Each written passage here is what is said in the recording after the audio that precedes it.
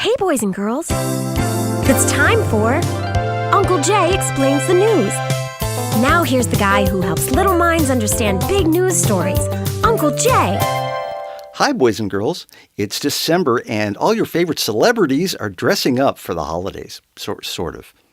Well, Uncle Jay's news word for this week is a little bit weird. The word is facade, and it looks like it's pronounced facade, but it's facade. It's one of those French words that your English teacher threw into the language just to drive you crazy and make you flunk.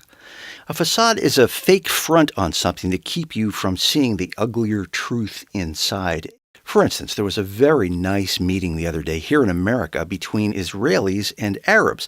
And everybody was all friendly and they all smiled and they all talked about peace in the Mideast. But the people who were still living back there watching on TV were not smiling. They were not very friendly. In fact, they expressed some doubts about whether this issue might be solved by a conference that lasts one day. Other news that looked very nice on the surface were elections that were held in Russia and Venezuela. Both Mr. Putin and Mr. Chavez have very strong faith in democracy. And you can bet that they're going to maintain the traditions of elections that their parts of the world have always maintained.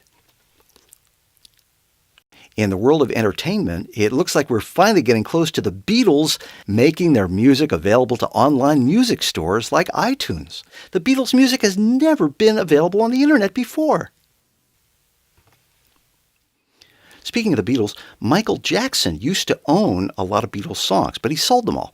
And that's just one of the many fascinating topics that he doesn't say a single word about in a magazine interview where he celebrates the 25th anniversary of way back when people thought that maybe he was just a little bit weird. Okay, boys and girls, it's time to answer one of your news questions. This week it comes from Chris in Albany. Hi, Chris. Chris writes, Dear Uncle Jay, why did that school teacher somewhere get into so much trouble because of a teddy bear? I totally do not understand that. Thanks, Chris. Most of us don't understand why a teddy bear would inspire a mob of people to demand the killing of a teacher. The killing of a... Sorry, Uncle Jay was having a fantasy back about Mr. Kershaw. The people there did seem to overreact, Chris, but I think there is a lesson to be learned in this. If you're in a foreign country and you don't know the language, the culture, the religion, or the politics, you have no business going there as a school teacher. You should go as your country's ambassador or a military commander, or better yet, a senator. Well, boys and girls, send your news questions to Uncle Jay at UncleJayExplains.com.